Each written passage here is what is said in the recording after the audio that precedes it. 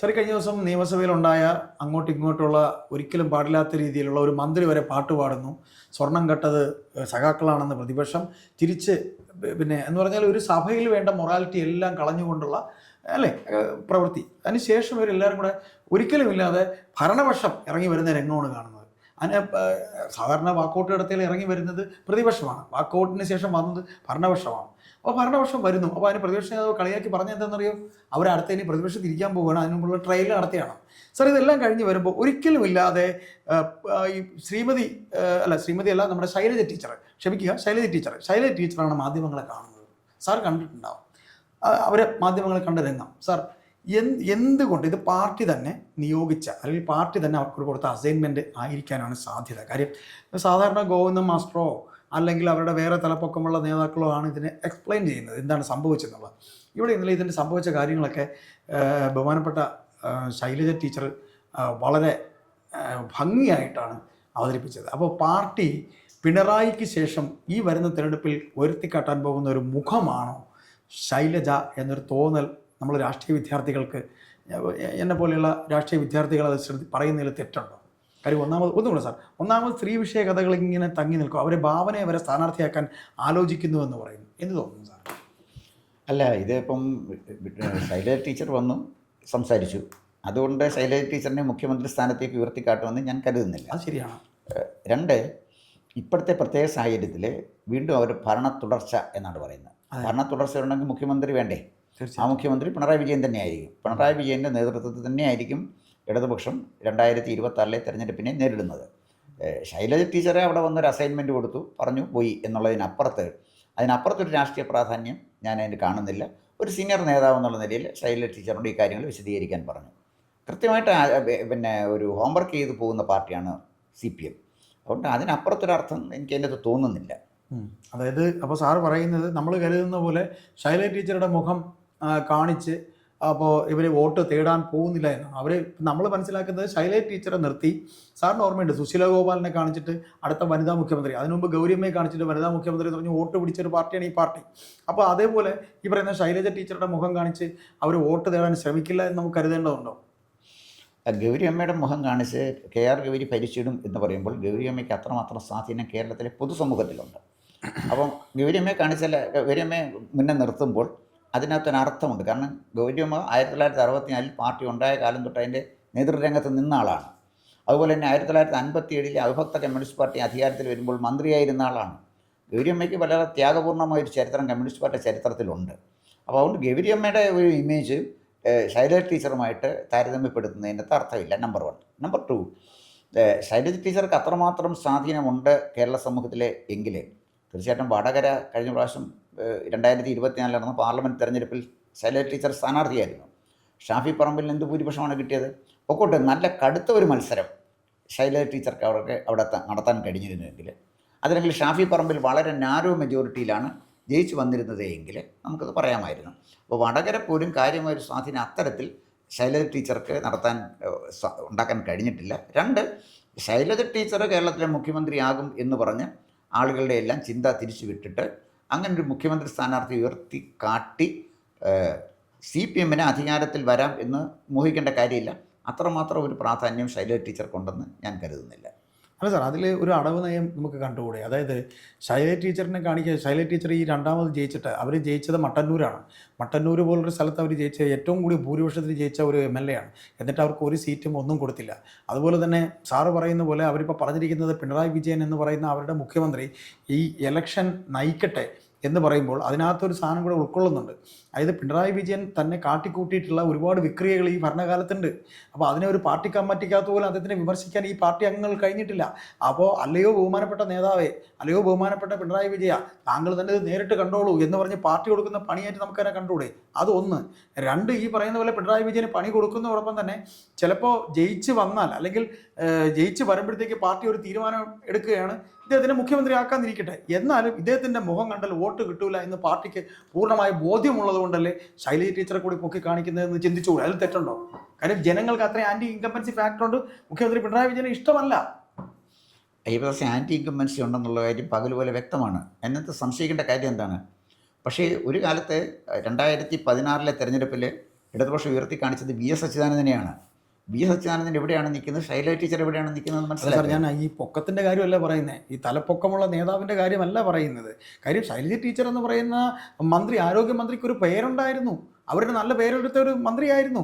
എന്നിട്ട് ഈ പാർട്ടിയുടെ അവരുണ്ടാക്കിയ 75 വയസ്സ് പ്രായപരിധി പോലെ തന്നെ അവരുണ്ടാക്കിയ രണ്ടാമതൊരു ടേം കൂടെ ഇവരാരും ഇരിക്കണ്ട, ആ മന്ത്രിമാരാരും വേണ്ട, ബംഗാളിൽ പാർട്ടി പോയി, അതുകൊണ്ട് ഇവിടെ യുവാക്കൾ ഇരിക്കട്ടെ എന്ന് പറഞ്ഞെടുത്തൊരു മണ്ടൻ തീരുമാനം കൊണ്ടായിരിക്കാം അവരാകാതെ പോയത്. എന്നാൽ അവരെ അത്രയ്ക്ക് മോശക്കാരിയായിട്ട് പറയാൻ എനിക്ക് കഴിയില്ല. ഞാൻ എന്ന രാഷ്ട്രീയ വിദ്യാർത്ഥിയെ സമ്മതിച്ചു തരില്ല. അവരെ ഒരു കഴിവുള്ള ഒരു മന്ത്രി തന്നെ ആയിരുന്നു, ഒരു നല്ല കഴിവുറ്റ ജനസമ്മതിയായുള്ളൊരു നേതാവ് തന്നെയാണ്. പിന്നെ അവർ ഈ കാണിക്കുന്ന ഒരു അടവ് നയമല്ല എന്ന് പറയാൻ നമുക്ക് കഴിയുമോ?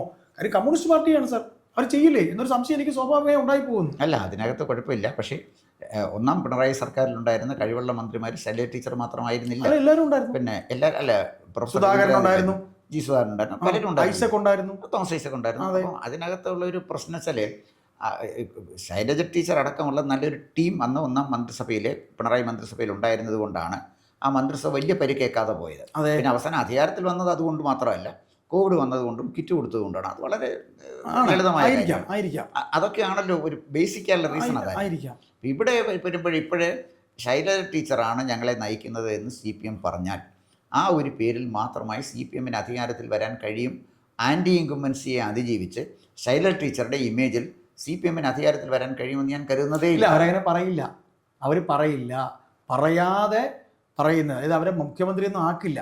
ഇപ്പം നമ്മൾ ഒരു സംശയം, ഞാൻ നേരത്തെ പറഞ്ഞ പോലെ മുഖ്യമന്ത്രി പിണറായി വിജയൻ അദ്ദേഹത്തിൻ്റെ സംസ്ഥാന കമ്മിറ്റിയിലോ മറ്റു കാര്യങ്ങളിലോ അദ്ദേഹമുള്ള കമ്മിറ്റിയിലെ ആൾക്കാർക്ക് പോലും ഒന്നും പറയാൻ പറ്റാത്തൊരവസ്ഥ ഉണ്ടായിരുന്നു.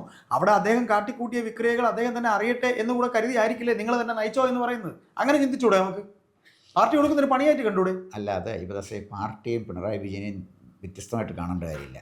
പിണറായി വിജയനാണ് പാർട്ടി. അപ്പോൾ പിണറായി അറിഞ്ഞുകൊണ്ട് തന്നെയാണ് ഇറങ്ങുന്നത്, ജനം തെറി വിളിക്കുന്നത് കേൾക്കാനായിട്ട്. അല്ല, പിണറായി അറിയാതെ ഒരു ഇല പോലും കൊഴിയത്തില്ല, ദൈവം അറിയാതെ ഒരു ഇല പോലും കൊഴിയത്തില്ല. അല്ല സാർ, തന്നെ എന്നാലും അങ്ങനെ തന്നെയാണ് സമ്മതിച്ചു. എങ്കിലും പിണറായി തന്നെ സ്വമേധയായി ഇറങ്ങുകയാണോ, എന്നെ നിങ്ങൾ തെറി വിളിച്ചോളൂ, ഞാനത് അറിയാനായി വരുന്നു എന്നാ? അതായിരിക്കല്ലേ ആ വീടുകളിൽ ആളെ അയക്കുന്നത്.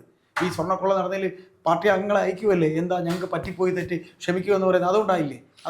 അതല്ല ഇതിൻ്റെ കാര്യം വെച്ചാലേ, താൻ ഇത്രമാത്രം പിന്നെ വിമർശന വിധേയനാണ് എന്നുള്ള കാര്യം അതിൻ്റെ ആഴത്തിൽ മുഖ്യമന്ത്രി എത്രത്തോളം മനസ്സിലാക്കിയിട്ടുണ്ടെന്ന് എനിക്കത് അറിഞ്ഞുകൂടാ. കാരണം എന്താ പറയുക, അദ്ദേഹത്തിനെ ഫീഡ് ചെയ്യുന്ന കാര്യങ്ങളാണ് അദ്ദേഹത്തിന് കിട്ടുന്നത്.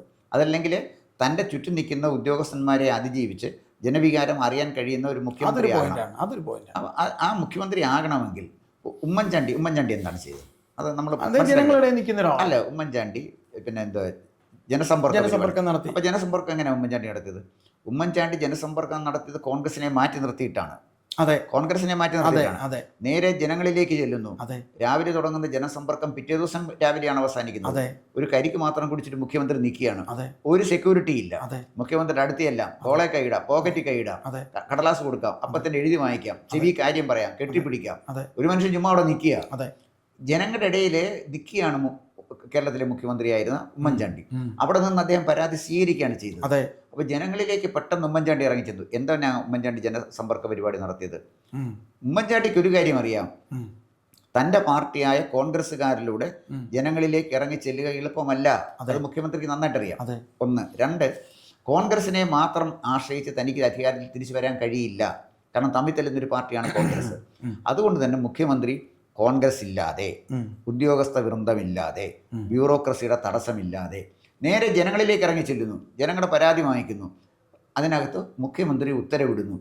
പരാതി കൊടുത്ത് പിന്നെ വില്ലേജ് ഓഫീസിൽ കൊടുത്ത് താലൂക്ക് ഓഫീസിൽ പോയി കളക്ട്രേറ്റിൽ പോയി മുഖ്യമന്ത്രിയുടെ മുന്നേ പരാതി എത്തണമെങ്കിൽ 1000 കൊല്ലം കഴിയും കേരളത്തിൽ. അതുകൊണ്ട് അതൊന്നും വേണ്ട, നിങ്ങൾ പരാതി തരിക, ചെയ്യാൻ വെക്കുന്ന കാര്യം ചെയ്യുക. ആ ജനസമ്പർക്ക പരിപാടി എത്ര മോശമാണെന്ന് പറഞ്ഞാലും ഒരുപാട് പേർക്ക് ആശ്വാസം കൊടുക്കാൻ കഴിഞ്ഞില്ലേ? നേരിട്ട് മുഖ്യമന്ത്രി ചെയ്യുകയല്ലേ ചെയ്ത്? അവിടെ മുഖ്യമന്ത്രി സ്വീകരിച്ച സ്ട്രാറ്റജി ഉണ്ട്. അവിടെ നമ്മൾ കാണേണ്ടത് ഉമ്മൻചാണ്ടി എന്ന തന്ത്രശാലിയായ മുഖ്യമന്ത്രിയാണ്. പക്ഷെ അദ്ദേഹത്തിൻ്റെ ഒരു പ്രത്യേകത, അദ്ദേഹം ജനങ്ങളിൽ നിന്ന് ഒരിക്കലും മാറി നിന്നിട്ടില്ല. ജനങ്ങളുടെ ഇടയിൽ തന്നെയാണ് ഉമ്മൻചാണ്ടി ജീവിച്ചത്. ജനവികാരം എതിരാണെങ്കിൽ അത് സസന്തോഷം സ്വീകരിച്ചിട്ട് ഒരാളാണ്. എന്ത് വില കൊടുത്തും തനിക്ക് മുഖ്യമന്ത്രിയായിട്ട് തുടരണമെന്നോ എന്ത് വില കൊടുത്തും അധികാരം പിടിക്കണമെന്നോ ആഗ്രഹിച്ച ഒരാളല്ല. പിന്നെ മുഖ്യമന്ത്രിയായിട്ട് വരുമ്പോൾ അദ്ദേഹം നയിക്കുന്ന ഒരു സന്യാസ സംഘത്തെയൊന്നുമില്ല. മുഖ്യമന്ത്രി പിന്നെ ഉമ്മൻചാണ്ടി ഒരു സന്യാസിയുമല്ല, അദ്ദേഹം രാഷ്ട്രീയക്കാരനാണ്. അപ്പോൾ രാഷ്ട്രീയത്തിലെ വിട്ടുവീഴ്ചകളൊക്കെ ചെയ്തിട്ടുണ്ട്, തന്ത്രങ്ങളും സ്വീകരിച്ചിട്ടുണ്ട്. ഞാൻ പറഞ്ഞു വന്നതിൻ്റെ അർത്ഥം, ഉമ്മൻചാണ്ടിക്ക് ജനങ്ങളുടെ വികാരം പെട്ടെന്ന് മനസ്സിലാക്കാൻ കഴിയും. ഉമ്മൻചാണ്ടിയുടെ മുന്നിൽ തടസ്സങ്ങളില്ല. പിണറായിക്ക് കഴിയത്തില്ല. കാരണം അദ്ദേഹത്തിന് മുന്നിൽ തടസ്സങ്ങളാണ്. അദ്ദേഹത്തിന് ഒരു ഉപജാപ സംഘമാണ് നയിച്ചുകൊണ്ടിരിക്കുന്നത്. അദ്ദേഹത്തിന്റെ ചുറ്റും നിൽക്കുന്ന ഉദ്യോഗസ്ഥന്മാര്, അദ്ദേഹത്തിന്റെ ചുറ്റും നിൽക്കുന്ന സഖാവ് ജോൺ ബ്രിട്ടാസിനെ പോലുള്ളവർ, അത് പിന്നെ അത് സഖാവായാലും സഖാവല്ലെങ്കിലും, അപ്പം ചുറ്റും നിൽക്കുന്ന ആളുകൾ, ചുറ്റും ഒരാളെ സഖാവെന്ന് നമ്മൾ വിളിക്കുമ്പോഴേ യോഗ്യത വേണം. അല്ല, അതിനൊരു മിനിമം ക്വാളിറ്റി ഉള്ള ഒരാളിനെ സഖാവെന്ന് വിളിക്കുന്നത്. തീർച്ചയായിട്ടും. അതുകൊണ്ട് ഞാൻ അതിലേക്കൊന്നും സാറ് പറഞ്ഞ കറക്റ്റാണ് സാർ. ഇനി ഒരു പോയിന്റ് ഇവിടെ സാർ ഇത്രയും പറയുമ്പോൾ, അതായത് കമ്മ്യൂണിസ്റ്റ് പാർട്ടി ഓഫ് ഇന്ത്യ മാർക്സിസ്റ്റിൻ്റെ ഈ കാലാകാലങ്ങളിൽ ഒരു നയമുണ്ട്. അതായത് ജനപ്രിയരായ നേതാക്കളെ സംഘടനയ്ക്കകത്തുള്ള ചിലർക്ക് ഇഷ്ടമല്ല. ഉദാഹരണം ജി സുധാകരൻ ജനപ്രിയനായ ഒരു നേതാവാണ്. സാറിനറിയാം, സാർ ഈ പറയുന്ന പോലെ എല്ലാ ജില്ലകളിലുള്ളവരുമായിട്ട് സാറിന് അടുപ്പമുള്ളതാണ്. ആലപ്പുഴയിൽ അദ്ദേഹത്തിന് എന്തുമാത്രം കോർണർ ചെയ്തിരുന്നതാണ്. അദ്ദേഹത്തിൻ്റെ പെട്ടി തൂക്കി നടന്ന പാർട്ടിയിലെ സഖാക്കളാണ് ഇന്നിപ്പോൾ ഇവിടെ അദ്ദേഹത്തിനെ ഏറ്റവും കൂടുതൽ ആലപ്പുഴയിൽ പീഡിപ്പിച്ചിട്ടുള്ളത്. അവിടെ പിണറായി വിജയനും പാർട്ടിയുടെ അഖിലേന്ത്യാ ജനറൽ സെക്രട്ടറിയും പോയി കണ്ട് അവിടുത്തെ ഈ പറയുന്ന തെരഞ്ഞെടുപ്പ് കമ്മിറ്റിയുടെ ഏറ്റവും ടോപ്പായിട്ടുള്ള ജില്ലയിലെ ഇലക്ഷൻ്റെ കാര്യങ്ങൾ നോക്കണം എന്ന് സുധാകരനോടും ഐസക്കിനോടും പറയാം. ഐസക്ക് അങ്ങനെയല്ല, ഐസക്ക് കുറച്ചെങ്കിലും പാർട്ടിയോടുണ്ട്. അപ്പോൾ ഇങ്ങനെ ജനപ്രിയ മുഖങ്ങളെ അടുപ്പിക്കുന്നത് മറ്റൊരു അടവ് നയമല്ലേ? ഇപ്പോൾ സുധാകരനെ ഇറക്കിയാൽ ആലപ്പുഴയിലെ കാര്യം ഇപ്പോൾ നമുക്ക് തന്നെ അറിയാം. കായംകുളത്ത് ബഹുമാനപ്പെട്ട BJP നേതാവ് ശോഭ, അവിടെ എത്ര ശോഭ സുരേന്ദ്രൻ എത്ര വോട്ടാണ്, നല്ല ലീഡറാണ് അവർക്ക് ഉണ്ടായിരുന്നത് കഴിഞ്ഞ ലോക്സഭയിലൊക്കെ നമ്മൾ കണ്ടതാണ്, നിയമസഭയിൽ മത്സരിച്ചപ്പോൾ കണ്ടതാണ്. അപ്പം ആലപ്പുഴ ജില്ലയിലെ വിഭാഗീയത അത്ര കണ്ട് നിൽക്കുമ്പോൾ ഈ ഇറക്കുന്ന ഇന്നലെ വരെ ഇഷ്ടമില്ലായിരുന്ന സുധാകരനെ ഇറക്കുന്നത് CPM-ൻ്റെ മറ്റൊരു അടവ് നയമല്ലേ? അതിനെക്കുറിച്ച് സാറിന് എന്താ പറയാനുള്ളത്? അല്ല, ആലപ്പുഴ ജി സുധാകരൻ്റെ കാര്യം പറയുമ്പോഴേ അതൊരു വലിയ ഗൗരവമുള്ളൊരു കാര്യമായിട്ട് ഞാൻ തോന്നുന്നില്ല. കാരണം 2000 അല്ല, ഞാൻ പറയാൻ സമ്മതിക്കൂ. എന്തുകൊണ്ട് ഗൗരവമില്ല എന്ന് ചോദിച്ചാൽ എന്തുകൊണ്ട് ഗൗരവമില്ലെന്ന് ഞാൻ പറയണ്ടേ? അപ്പം അത് കേൾക്കണം. അപ്പോൾ 2015 ആലപ്പുഴ നടന്ന സംസ്ഥാന സമ്മേളനമുണ്ട് CPM-ൻ്റെ.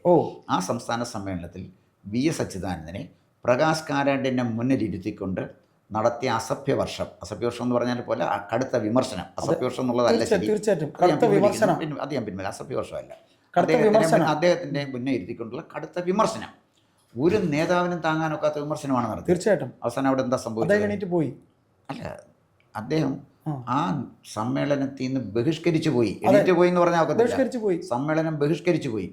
പാർട്ടി സമ്മേളനം ബഹിഷ്കരിച്ചാൽ എന്താ ചെയ്യുന്നത്? ആ നിമിഷം പാർട്ടിയിൽ നിന്ന് പുറത്താക്കും. വളരെ സീരിയസ് ആയ കുറ്റമാണ്. അവിടെ എന്താ സംഭവിച്ചെന്ന് ചോദിച്ചാൽ, നിങ്ങൾ എന്തോ എടുത്താലും എനിക്കൊരു കുന്തവുമില്ല, നിങ്ങൾ എന്നാ വേണേലും എടുക്കുക എന്ന് വിചാരിച്ച് VS അച്യുതാനന്ദൻ ഇറങ്ങിപ്പോകുന്നു. ഇറങ്ങിപ്പോയാൽ സ്വാഭാവികമായും പാർട്ടി സ്വീകരിക്കേണ്ടത് VS അച്യുതാനന്ദനെതിരെ അച്ചടക്ക നടപടിയല്ലേ? തീർച്ചയായിട്ടും. VS അച്യുതാനന്ദനെ തൊടാൻ പാർട്ടി കഴിഞ്ഞു. VS അച്യുതാനന്ദൻ എന്ന് പറയുന്ന ജനകീയ നേതാവിൻ്റെ മുന്നിൽ ഫ്രീസ്ഡായി പാർട്ടി വിറുങ്ങലിച്ച് നിന്നു. അത് ഞാൻ പറഞ്ഞു വന്നത്, ജനകീയനായ നേതാവിനെതിരെ പാർട്ടി യുദ്ധം പ്രഖ്യാപിച്ചാൽ പാർട്ടി നോക്കുകയും നേതാവ് ജയിക്കുകയും ചെയ്യും. പിന്നെ അയ്യപ്പദാസ് ചോദിച്ചത് സുധാകരൻ്റെ കാര്യം. സുധാകരനെ തള്ളിക്കളഞ്ഞു, തള്ളിപ്പറഞ്ഞു, ഇതെല്ലാം സംഭവിച്ചില്ലേ? സുധാകരൻ ഇന്നും ശക്തനായിട്ട് അവിടെ നിൽക്കുകയാണ്, ജനകീയ നേതാവായിട്ട് നിൽക്കുകയാണ്. പക്ഷേ ഒരു 10-25 കൊല്ലം മുമ്പ് അങ്ങനല്ല. കമ്മ്യൂണിസ്റ്റ് പാർട്ടി ഒരു നേതാവിനെ വെറുത്താൽ, പാർട്ടി നേതൃത്വം ഒരു നേതാവിനെ വെറുത്താൽ അതോടെ ജനങ്ങൾ വെറുക്കുമായിരുന്നു. സംഘടന പറയുന്നത് ജനങ്ങൾ വിശ്വസിക്കുന്നു. ഇപ്പം മാർക്സിസ്റ്റ് പാർട്ടി എന്ന് പറയുന്ന രാഷ്ട്രീയ പാർട്ടിക്ക് ജനങ്ങളിൽ എന്ത് സ്വാധീനമാണുള്ളത്? അപ്പം സുധാകരന് ഇന്ന് അവിടെ പിന്നെ സ്വതന്ത്രനായിട്ട് നിൽക്കുകയോ UDF-ൻ്റെ സ്ഥാനാർത്ഥിയായിട്ട് നിൽക്കുകയോ ചെയ്താൽ തെരഞ്ഞെടുപ്പ് ഫലം ഒരു പക്ഷേ വ്യത്യസ്തമായിരിക്കും എന്നാണ് എൻ്റെ നിരീക്ഷണം. അത് നിൽക്കുമോ ഇല്ലയോ എന്ന് ചോദിച്ചാൽ എനിക്ക് അറിഞ്ഞുകൂടാ. അപ്പം അദ്ദേഹത്തിനെ തള്ളി പറഞ്ഞതുകൊണ്ട് പാർട്ടിക്ക് നഷ്ടം സംഭവിച്ചു എന്നല്ലാതെ അതിനെ അതിജീവിച്ച് സുധാകരൻ നിൽക്കുകയാണ്. എന്നിട്ട് ഇപ്പോഴെന്താ സംഭവിക്കുന്നത്? സുധാകരന്റെ വീട്ടിൽ പോയി കാണുന്നു, അദ്ദേഹത്തെ കാണുകയാണ്. അപ്പോൾ ഇവർക്ക് വേണ്ടാത്തൊരു സുധാകരൻ എന്തിനാ വീട്ടിൽ പോയി കാണുന്നത്? അദ്ദേഹത്തിന് വിശ്രമ ജീവിതം അനുവദിച്ചു. അദ്ദേഹം ബ്രാഞ്ചിലെ ഒരു കമ്മിറ്റി പോയി പുസ്തകമൊക്കെ വായിച്ചുകൊണ്ടിരിക്കട്ടെ. എന്തിനാ പാർട്ടി നേതാക്കന്മാരെല്ലാം കൂടെ അവിടെ പോകുന്നത്? അപ്പോൾ അതിൻ്റെ അർത്ഥം എന്താണെന്ന് ചോദിച്ചു കഴിഞ്ഞാൽ, ജനകീയ നേതാക്കന്മാരെ മാർക്സിസ്റ്റ് പാർട്ടി തള്ളിക്കളഞ്ഞാൽ പാർട്ടി ഇന്ന് അവിടെ നിലനിൽക്കാൻ പറ്റത്തില്ല, പരാജയപ്പെടും എന്നുള്ളതിൻ്റെ ഉദാഹരണമാണ് ഞാൻ ഈ 2 നേതാക്കന്മാരുടെ കാര്യം പറഞ്ഞത്. അതുകൊണ്ട് ജനകീയമായ അടിത്തറയുള്ള ഒരു നേതാവിന് മാർക്സിസ്റ്റ് പാർട്ടിയിൽ നിന്നില്ലെങ്കിലും ജനങ്ങളുടെ ഇടയിൽ നിലനിൽക്കാൻ കഴിയും. പക്ഷേ പണ്ട് അങ്ങനല്ല. എത്ര ജനകീയ അടിത്തറ ഉണ്ടായിരുന്നെങ്കിൽ നിൽക്കാൻ കഴിയില്ല. അതിൻ്റെ ഉദാഹരണമാണ് MP രാഘവൻ. MP രാഘവൻ വലിയ സ്വാധീനമുള്ള ആളാണ്. പുറത്തു പോയില്ലേ? ഗൗരിയമ്മ പുറത്തു പോയില്ലേ? എന്ത് സംഭവിച്ചു? അന്ന് മാർക്സിസ്റ്റ് പാർട്ടി ഉണ്ടായിരുന്നു. പാർട്ടി ഏകശിലാ രൂപത്തിൽ നിന്നപ്പോൾ ഗൗരിയമ്മയുടെ സ്വാധീനമോ MP രാഘവൻ്റെ സ്വാധീനമോ ആ പ്രദേശങ്ങളിൽ സംസ്ഥാനത്ത് വിലപ്പോയില്ല. പക്ഷേ ഇന്ന് പാർട്ടി ദുർബലമാണ്.